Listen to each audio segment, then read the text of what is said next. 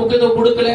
மனைவி இப்படி யோசிப்பாங்களே, இப்படி கேட்பாங்களே, நமக்கு ஒரே ஒரு மகனாச்சே செத்தாம திரும்பி வருவானா, எதையும் திங்க் பண்ணல. ஆண்டவர் மேல விசுவாசம், ஆண்டவர் மேல நம்பிக்கை, ஆண்டவர் மேல வைராக்கியம். அவர் சொன்னாரா, அவர் வார்த்தை கீழ்ப்படுவேன், அவருக்கு பயப்படுவேன். அவர் வாக்குத்தத்தம் பண்ணாரா, நிச்சயம் நிறைவேற்றுவாரு. அவர் சொன்னதை நான் செய்வேன், அவருக்கு கீழ்ப்படுவேன், அவருக்கு பயப்படுவேன் சொல்லி இந்த மகனை 3 நாள் போய்கினே இருக்கிறார். யார் என்ன சொன்னாலும் பரவாயில்ல, போய்கினே இருக்கிறார். 3 நாள் போல. அது போலதான் நம்முடைய வாழ்க்கையிலும் ஆண்டுடைய காரியத்தை செய்ய, ஆண்டுடைய சிந்தனை செய்ய, ஆலயத்தை நீ போகும்போது, ஜெபம் பண்ணும் போது, வேதத்தை நீ வாசிக்கும் போது, ஊழியம் செய்யும் போது 1000 பிரச்சனைகள், போராட்டங்கள், நிந்தைகள், அவமானங்கள், சொந்த பந்தங்கள், கூட பொந்தவங்க, உங்க வீட்டாண்ட இருக்கிறவங்க, வீட்டுல இருக்கிறவங்களே பிரச்சனைகள் எழும்பினாலும் நீ என்ன பண்ணும், ஆண்டவருடைய வேலை செய்ய நீ போய்கிட்டே இருக்கணும். ஆண்டவருடைய சிந்தனை செய்ய போய்கிட்டே இருக்கணும். ஆலயத்துக்கு போய்கிட்டே இருக்கணும்.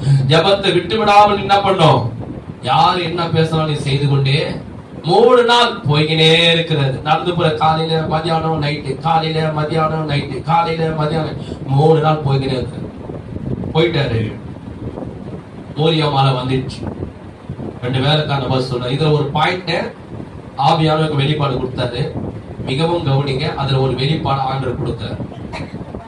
அந்த மிகவும் கவனிச்சாலும் அந்த வெளிப்பாடு கிடைக்கும். அந்த வெளிப்பாடு யூடியூப்ல பாக்குற உங்களுக்கு சொல்றேன். அந்த ஆவியானவருக்கு வெளிப்பாடு கொடுத்தா அந்த வெளிப்பாடு இப்ப நான் விளக்க போகிறேன். சம்பவம் நிறைய இருக்கு, அதை சொல்றேன். அந்த வேலைக்காரன் நிறுத்திட்டாரு, கழுதியை நிறுத்திட்டாரு.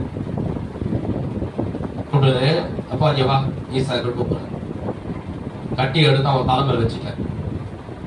ஆபிரகாம் கையில என்ன இருக்குன்னா, கையில கத்தி, இன்னொரு கையில கொல்லி வைக்கிறது, கொல்லி கட்டை, நெருப்பு, தீப்பந்தம் 2 கையில வச்சுக்கிட்டேன். ஏன்னா மலை மேல ஏறணும். வேலைக்காரனை பார்த்து என்ன சொல்லணும், இவர் எதுக்கு மலை மேல போறாரு? ஆபிரகாமுக்கு தெரியும், வேலைக்காரனுக்கு தெரியாது, ஈசாக்குக்கு தெரியாது, ஆபிரகாமுக்கு தெரியும். மகனை கர்த்தர் பலி கொடுக்க சொன்னாரு. மேல போயிட்டு இவனை பலி கொடுக்க போறேன், இவன் சாவ போறான், எரிஞ்சு சாம்பலா போறான், திரும்பி வரப்போது, நான் ஒருத்தன் தான் வரப்போறேன்.